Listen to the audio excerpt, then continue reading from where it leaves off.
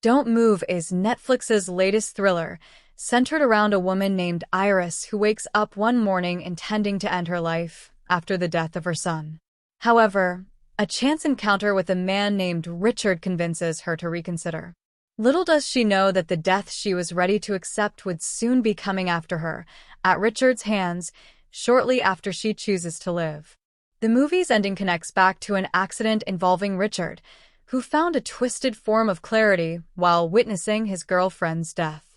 Let's dive into a breakdown of the movie, explore the ending, and I'll share my thoughts on it. Just a heads up, this video contains spoilers. Ending explained. In the climax of the movie, Iris begins regaining movement because the paralytic agent, which took 20 minutes to kick in and lasts about an hour, was wearing off. She encounters several near rescues, including strangers at a gas station, a police officer beside Richard's truck, and Bill. But ultimately, she realizes she must fight Richard herself. Richard is a skilled manipulator, able to get people to open up, as seen when he convinces Iris not to jump off a cliff, gains the police officer's trust, and even gets Bill to open up about his wife. Iris tries to turn Richard's own tactic on him, mentioning his family to make him hesitate and empathize. She even attempts to inject him with a paralytic agent, but fails, forcing Richard to change his plans to kill her immediately. His original plan was to keep her as a captive for the weekend, like his other victims, but she had frustrated him and his family was on their way to the cabin. With a knife and a gun, Richard plans to kill Iris and sink her with cement blocks to the lake's bottom. However, Iris tricks him by asking him to retrieve Mateo's boat from her pocket. This move allows her to grab his knife, stab him, and then shoot him. As the boat sinks, she swims to shore, going back to Richard to tell him, "Thank you."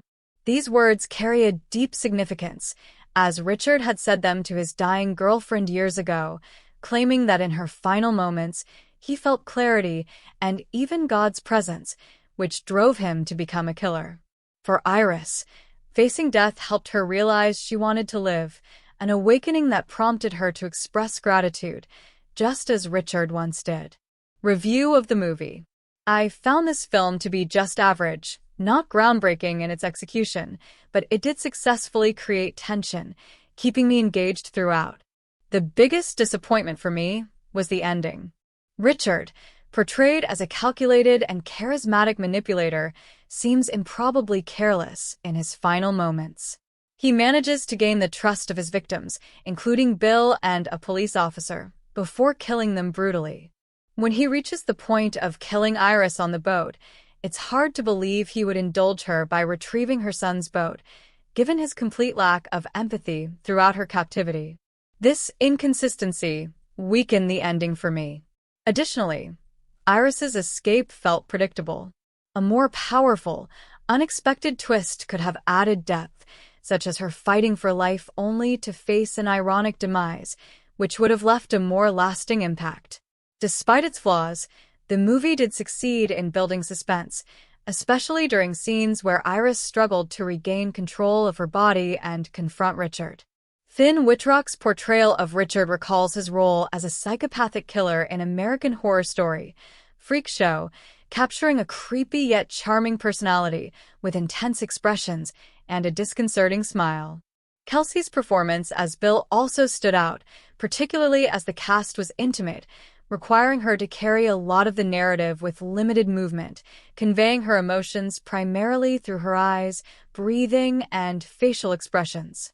The use of point-of-view shots to show Iris's perspective, with warped sound and visuals, effectively conveyed her disorientation and helplessness, drawing us into her mental state. This choice helped viewers connect with the character's desperation and pain as she lay immobile. Final thoughts. So, is Don't Move worth watching? It's an okay thriller with some tense moments that will keep you on edge, especially if you enjoy suspense. It's also relatively short at 90 minutes, making it an easy watch. However, the ending may feel disappointing, given it hinges on a seasoned killer making a foolish error. Personally, I would have preferred a more unexpected twist, and I doubt this movie will leave a lasting impression. Let me know what you think of Don't Move in the comments. Thanks for watching, and see you in the next video.